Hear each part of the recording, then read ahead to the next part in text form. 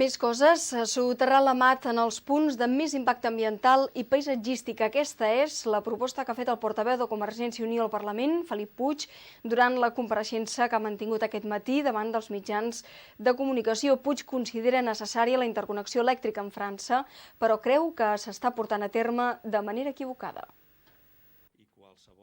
Felip Puig ha comparegut avui davant la premsa per mostrar l'oposició de Convergència i Unió a la manera com el govern central i de la Generalitat està tractant el tema de la mat.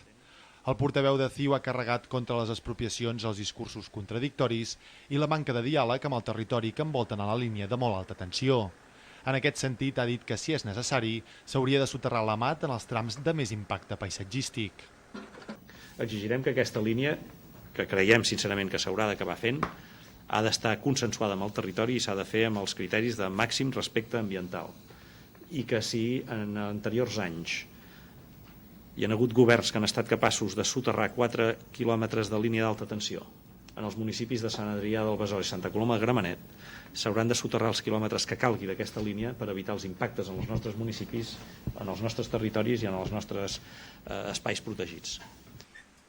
D'altra banda, Puig ha criticat durament el govern de la Generalitat perquè, segons ha dit, no està fent res per evitar el creixent augment de prostitució a les comarques gironines.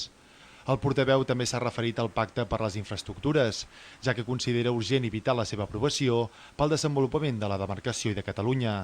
Sobre aquest assumpte, Puig ha acusat l'actual tripartit de no tenir cap pressa a l'hora d'aprovar el pacte abans de les eleccions generals. I és que, segons ha dit, l'actual govern no vol tenir discrepàncies internes que el podrien perjudicar de cara a les urnes.